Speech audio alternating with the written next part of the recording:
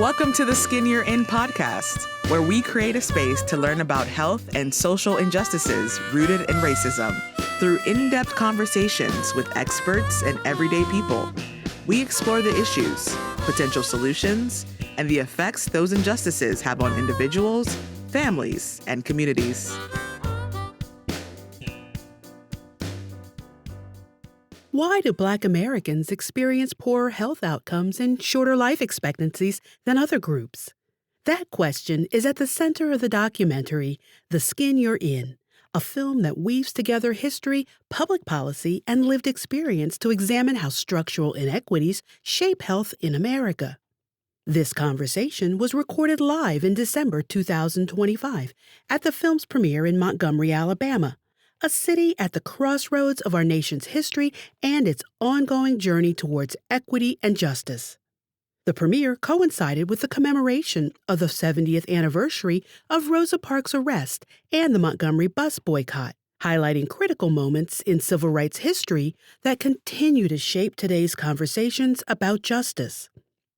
Following the screening of the film, Spectrum News NY1 anchor and criminal justice reporter Dean Meminger moderated a discussion with the filmmakers and the men whose stories shaped the documentary. Together, they reflect on how storytelling, community voice, and structural realities intersect to influence health outcomes. This is part one of that conversation. The skin you're in, you know what I'm saying? I can bring out my New York now because we had a great documentary. Thomas Wiest, I love it. The voice, he did it. You narrated that. That was wonderful. All of the folks involved, start making your way up. You know who you are. Come on up. All of you, come on. As they come up here, let me just ask you, and I guess I can call you Dean. You earned that. I was born with the name Dean. But Dean Wiest, how does it make you feel now that it has premiered in front of these folks? Well, Take the far seat. I want you to take the far seat. tell you, the worst part was listening to my voice for an hour. That was pretty painful. Okay, yeah, that's good. That's great. It was actually, I do this. It was wonderful. Wasn't the narration wonderful, folks? I thought it was on point. All right, so we know Thomas Wiest. Let's go. I don't know if he's the favorite son or the better-looking brother, but his brother, Will Wiest, producer of the film, give it up for him. Thank you. You saw this young man. He's a little older now. Scheron Bryant Jr., one of the subjects in the film. My dog. Yeah. My man. The man behind the camera, Alejandro Aringo, director of photography. I told him I was going to walk a little bit. This the man here. I saw you playing a lot of dice. Did you win the game or what? I don't remember. You don't remember. Tevon Robinson, a.k.a. T-Mac, another young man spotlighted in this docuseries. T-Mac, I'm going to have some fun with you because you made that docuseries with your stories, man. You are a storyteller.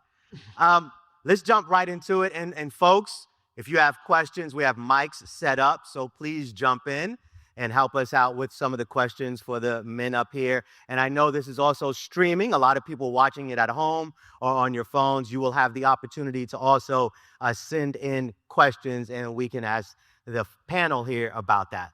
So, Will, let's go to you. Producer, how long have you been working on this docuseries? Because some folks may think, you work on it a few months and it's done. How long?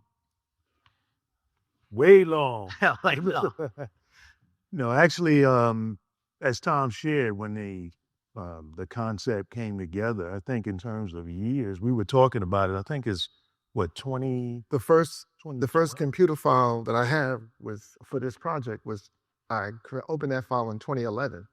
Yeah, so we didn't really start years. We didn't really start working on it until 2013. Okay. Yeah. So one of the scenes there was at the Brownsville Library, and I think that was like the first thing that we came when we were filming it. And then we just started filming things along the way. But I think the concept of actually, we're going to move forward with a documentary came later. Why though? Why this documentary? You want me to tell on it? You want me to tell on it? Look, yeah. You're the tattletale brother. Tell it. Well, first of all, I want It's to all about now. He used to be. I want to say that, I'm extremely proud of this moment and proud of my brother because I know, I know the pre-story of this journey, and I know the journey, and I even know the pre-story that predates me about this journey. And so one of the things about it is that this is very personal in terms of connection for the family and connection for his life. And I, as a former journalist, storyteller, I know a good story when I see one as you do. Mm-hmm. And I'm trying to convince him that you're the protagonist of this story. Now, of course, he is the trained academic. He wants to, and a humble man as he is, and all of you that work closely with him, you know that about him. He wanted to keep himself out of it and be objective. And I'm trying to explain, you're the protagonist. And we even had a good friend of mine, Booker T. Mattson, who's a filmmaker. Very early in the stages, we sat down with him, and he was telling us that he agreed with me. Yes, you're the protagonist, and yes, you can make this film. Booker T, I think he teaches film at Hampton, right? He was teaching at Norfolk State at the time. I think he's at Georgia Tech now. He's done several films, worked with Tim Reed and others. He's very good. And he said, no, you all can make the film. Your brother knows how to tell stories, and I will help you all. If you give me some rough cuts, you got Alejandro, I'll look at it, I'll give you some feedback. So he was reluctant, all right, to put himself in the story. And you just confirmed that I was right. Yeah, he sounded wonderful. And it's hard listening to yourself. A lot of people hate listening to themselves. Alejandro, I want you to jump in. What was your role here? Because I understand your role, you're not just the camera person, the director of photography. You really put this together. You're a part of the glue. You found these two young men. I met them through Clifford, a guy that I enjoy his photography, his film work. He has an amazing eye. He's from Brownsville.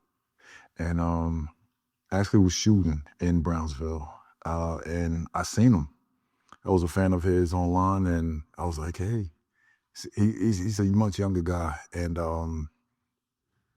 I connected with him, and then we talked, and he connected me with Scheron and Tevon here. That's it. One thing led to another. Yeah. Well, actually, the scene where he's telling me about it was actually in the film. Where you saw that we was on FaceTime where K-Mac had the phone. I was talking to him. Is when he called me up and said, I think I finally found the right vehicle to tell this story, the right people to help carry this story forward. And then he called me on FaceTime, and I got a chance to talk to them. Wow. So that's how it happened. And that's why it takes so long. You had to find the story, and you had to find the storytellers and the right people to tell that voice. And it took a lot of time. Scheron and T-Mac, you guys were featured in this docuseries. How have you changed, Scheron, over the last 10 years? Because I look at you, it's a different person from up there. You may have the same story, and, even in the back, you shocked me. You can tell whatever you wanted to do in the back, but you shocked me, People see you there. You're a different man today. Yeah. The film changed my life, actually. It helped open my eyes, open my perspective on my stress levels, how I conduct myself, how I live my life, the type of food I eat, the type of things that I put in my body, just how I view life in general. That film put my whole perspective in a new light. And with your perspective being in a new light comes change. Look at that smile on his face. You see that? That's a different person from in that documentary, but the same story. All right, T-Mac, he's a storyteller. He's walking on the roof, and my mom's and my grandma.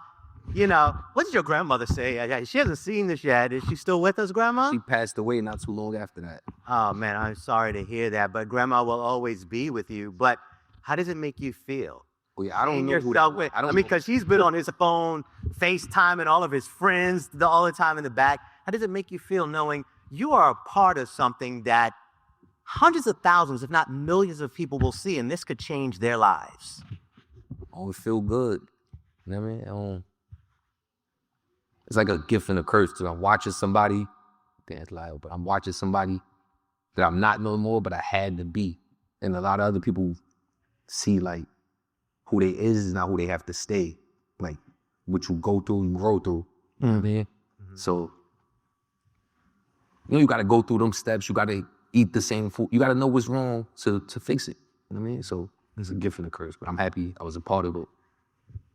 One of the issues, and we can talk about the making of the film, but there's also the research behind it. And I want to jump to maybe the solution part right away, because you spoke a lot in this series about a lot of issues in the Black community. A lot of folks face these issues, but you're talking about the Black community in Brownsville, Brooklyn.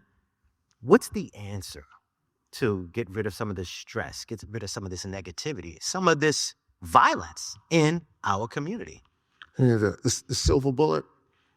There isn't a silver bullet, but what it is I think what's important here is that people understand what are the real underlying causes for these disparities. So many people, when I talk to them about it, they immediately go to biology, genetics. There's something about being Black that makes you hypertensive and makes you have diabetes and when you just think about it, it's a ridiculous concept to believe that any of this is about biology, because what does it mean to be a Black person, right? Barack Obama's Black. He has a white mother, and he has a father from East Africa, which is not where most African Americans get their African ancestry, but he's African American, right? Colin Powell was African American. He had 2 grandparents from Ireland, 2 grandparents from Jamaica, and he was born in the Bronx, like you, I guess. And but he's African American. Tiger Woods is African American. He's got a Chinese grandparent, a Thai grandparent, a white American grandparent, a Black American grandparent, and he's African American too. So if we're all African Americans, how is genetics the answer to this? The answer is the environment. The answer is the way that we've organized society and the stressors and the pressures and the risks that we put people under as a function of where they live. That, I think, is the solution. Understanding that these are choices. These are decisions that are being made. These are policy decisions that people are making that create these communities, and the communities that are designed to produce ill health. That is the solution. Stop doing that.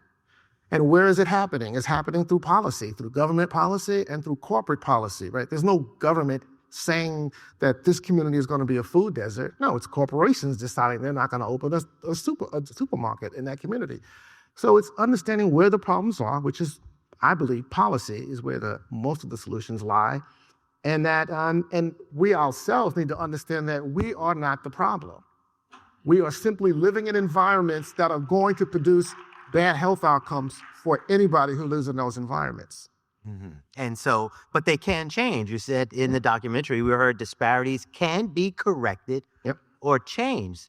So is it the folks in those communities that have to put more pressure? Is it also asking for that outside help from other communities to help the fight? And then you jump in after he answers this. Yes, it's both. It's the people in the communities have to have agency also, and you certainly have to do what you can do to advocate for your community.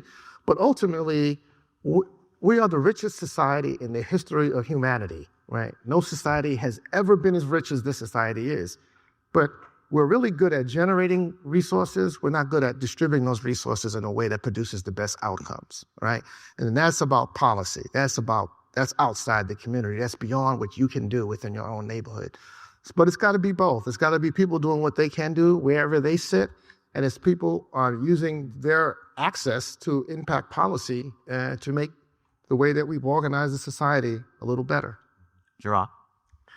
Me personally, I feel like the attention of the youth got taken away, and that's why society is how it is.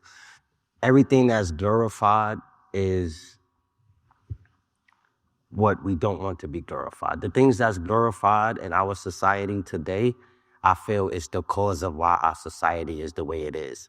Instead of the common man being glorified, like how the common man used to be glorified, I want to say back in the day, now the wrong representatives are glorified, as far as drug dealers or someone who's causing mayhem and havoc. They are being glorified over the barber who's going to work every day, cutting hair and making sure every child is ready for school and look their best on the first day of school. That man is no longer glorified. The man that's bringing you your mail every day to making sure that you get your bills on time and you get all your notices on time, that man is no longer glorified. But the man that's on the corner selling this or that because they feel he have this or that, he's now glorified. And to our youth, that's what they want to grow up and become, opposed to growing up and becoming a doctor or a lawyer or someone who's actually accomplished something that's worthy to be glorified for. Right. Well, all of us have social media. We can start glorifying and highlighting positive people in our communities, and that's something each one of you can do. All right, come on up. Tell us your name and where you're from. Yeah, my name is Ashley Burnell. I am from New Orleans. So first I want to just say thank you to the young men for your storytelling. That takes a tremendous amount of courage and introspection to even share your story and be vulnerable for the world to see. And so that was very, very instrumental in like how I process and enjoy the film. So thank you first and foremost. So to my question, I saw the academia, right? I saw the rigor. What were your learnings of translating with something that would be a manuscript or a journal article into something that is expressed in film? Can you give me the question again? I'm not quite. So how you talked about earlier is like, okay, I'm going to write a book, but no, I'm going to now do a film to make it more accessible for people to understand. Right. Were there any learnings or were there any troubles of translating something that's academic into something that's more accessible? That's an interesting question because I hadn't really, we were just in the moment and hadn't really thought about it, what we were doing and how. But, when you look at the experts, the researchers that were in there, they were all people that, well, they were all friends. They were all people that I know to be excellent storytellers, right? And people who talk about these issues often. And I know that they've all found ways to express these complicated ideas in ways that the general public can understand. And so we were selective, Alvin Poussat, David Williams, Kamara Jones, people like that I know are good storytellers and who have the science behind them. So I think the point is that you have to, if you really listened, you heard a lot of research in this documentary without us ever citing an article or showing you a reference or anything like that. We just talked about it. And I think that's how I think we need to show up in community, because people are not looking to read journal articles. They don't have the training to read those articles, nor do they need the training to read those articles. But it's to us to be able to express what we're learning in that science in a way that the public can understand. I think that's part of the job. And we all should be doing it. That was excellent. Thank you. I think I could add to that is that's where the role that I played or that Alejandro played in terms of how people are shown and the questions that were asked. And that's one of the things that I'm very proud of and how the film developed, as you saw, is that these are all experts up here when it comes to public health in their context and what they understand. And that was one of the things that we were trying to show as well, is that there's not all of these different levels because he has a doctorate, I have a doctorate, we're detached. This is our community that produced us. One of the reasons why I have a doctorate is because of my experience in Brownsville. And so we wanted to show that all of us are experts in our context. And that's one of the things that I hope that people take away from this, is that you need to understand your expertise and your experiences matter, advocate for yourself, but also to be able to trust the science that goes into it and see how it comes together, see how it plays out. Yeah. And I think that was something that we were able to show. Let me add to that. See, a lot of times when I talk to academics, especially academics that work in community a lot, they talk about community-based participatory research, and what they often do is they subsume their expertise to the community. The community knows best. That's not right. That's not true. Stop saying that. The community knows what they know. You know what you know. Right. You're an expert too, and so are they. They're not more knowledgeable than you are. They know what they know. You know what you know. Your expertise together helps to understand it.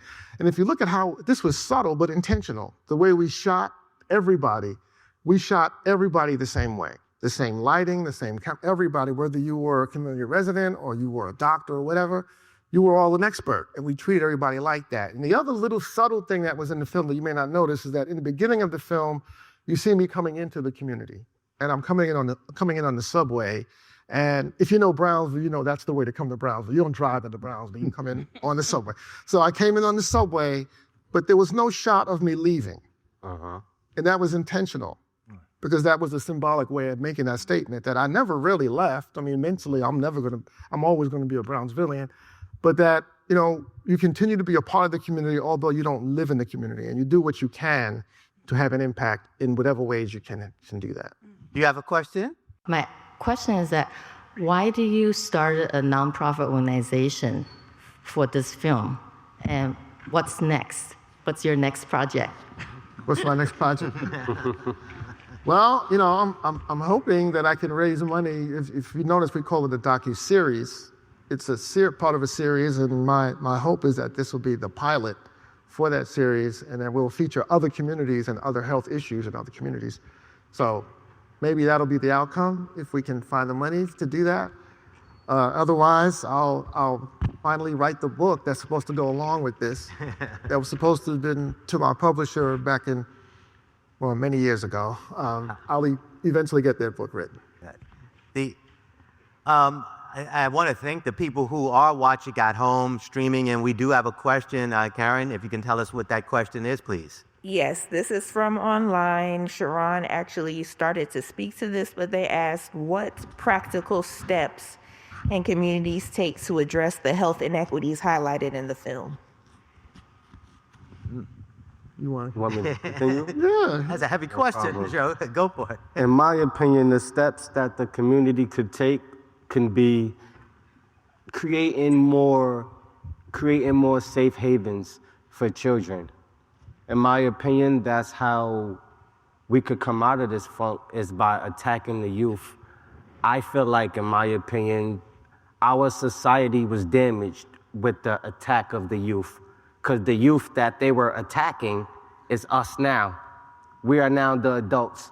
We were the youth that they were attacking. And if you look at how we made the society today, in my opinion, speaking from my generation only, is worse than how we got it.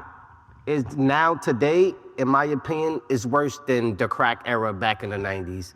I understand that was real traumatic, that was real, like it was a pandemic with the crack era.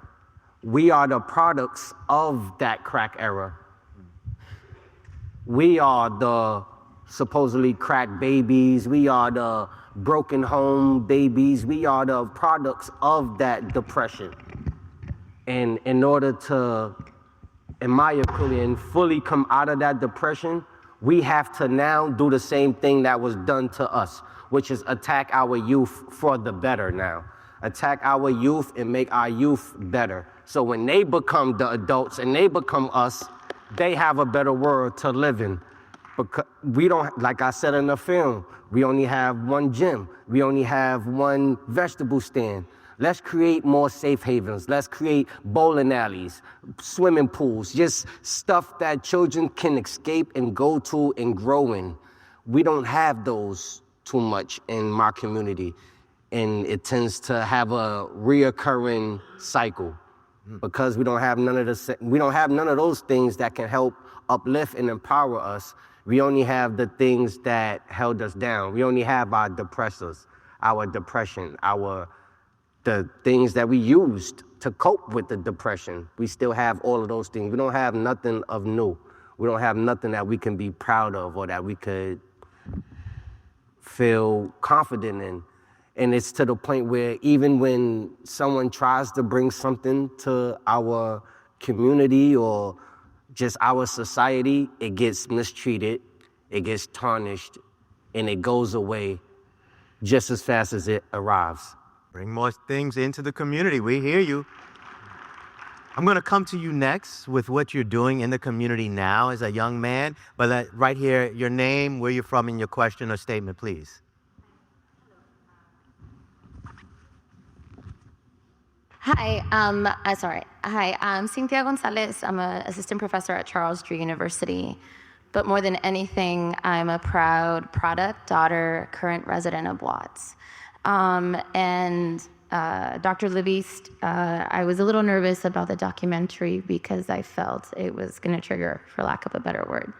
I can relate on so many ways, being an Indigenous scholar in my community, the practice of humility, while also the binary between community expert versus academic expert, and being both is quite tough. So thank you for that. I also really like the question around what's next, because I was wondering, this docuseries term, can you come to Watts? First, and second, as a Latina growing up in Black Watts, my commitment to Black liberation, social justice, and solidarity to the Black community is ingrained in me. My parents were gardeners to the home they became owners to a Black family. And it was just really embedded in me by my family that our solidarity to the Black struggle is essential to our well-being and to our journey in life. With that said, there's a lot of monolingual Spanish speakers in Watts now. Watts is about 80-90% Latino. And I saw what we call raspado in Mexico in the film, which is in Puerto Rico, I think they call it piraguas, right? And so the monolingual Spanish speakers, if they could see this, they would see themselves in it. Yeah. And if we had it in Spanish, Black folks could see themselves in it. And one of my biggest struggles in my neighborhood is Black and brown solidarity. We're fighting for the same resources that were created. That fight was like that systemic thing.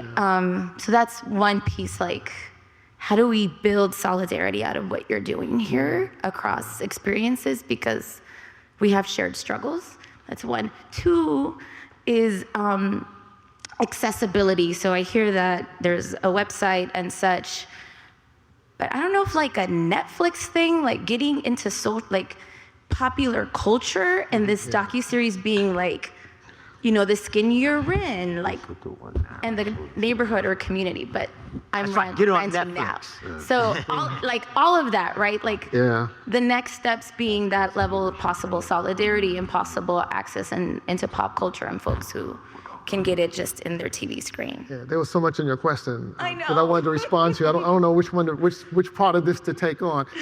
Well, first, I'd love to talk to you and know more about what's happening in Watts right now. Yeah. I've been to Charles Drew several times, so you basically still work and live in the same community that you grew up in, because Watts is where they are. You know, the Latino and Black solidarity, it's an interesting question, and maybe we should think about something. So I'm Dominican, Alejandro was Puerto Rican, and we did this film on Black health, right? So I don't think of myself in a bifurcated way. I think of myself as a Black person who is Dominican, right? So I'm both, is how I think of it. And I think I hope that's how other people think about it. But I'd love to know more about what's happening in Watts right now, and if there's a story there. We're always trying to find stories, you know, and we have a number of stories that I've found out about in other cities. I'm not aware of what's happening there right now, and so I'd love to talk to you about that. Now, as far as the distribution part, so where we are now is I've had opportunities to sign it with a network, but I decided not to. They were. I wasn't convinced that they would air it often enough, and they wanted exclusive control, so I decided not to go with that. But right now, what we're doing is we're gonna shop it around to some of the streaming services and see what'll happen there. And we'll also put it into, it's been in a number of, earlier versions have been in a number of film festivals, and it's done really well. But we're going to now put it in some of the bigger film festivals now that it's complete. And we'll see if we get a distribution deal. But if all of that fails, I'm going to put this thing on YouTube and put up a study guide, and other people just download the study guide and use it in class. That's what I want. I did not make this film to get an Academy Award or anything. I mean, it's not my thing. I made this film for it to be seen. And if I can't get it into a place where I know it'll be seen, it'll be on YouTube or it'll be on a website, and we'll just make it available for free for anybody who wants to use it in their classes or in any other way they want to use it. In part 2, the dialogue widens. You'll hear panelists and audience members share personal reflections and explore how trust, connection, and collective memory shape the path towards health equity. To learn more about The Skin You're In and upcoming screenings, visit tsyi.org.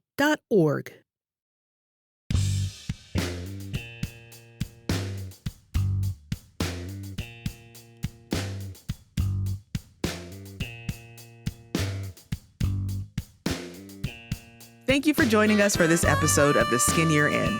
Be sure to visit our websites, tsyi.org and partnersforhealthequity.org. That's partners, the number 4, healthequity.org. Follow us on your favorite social media platforms, and be sure to subscribe wherever you enjoy your podcasts. This podcast is brought to you by Partners for Advancing Health Equity, which is led by Tulane University's Celia Scott Weatherhead School of Public Health and Tropical Medicine. It's part of the Tulane Health Equity Institute and is supported by a grant from the Robert Wood Johnson Foundation. Until next time.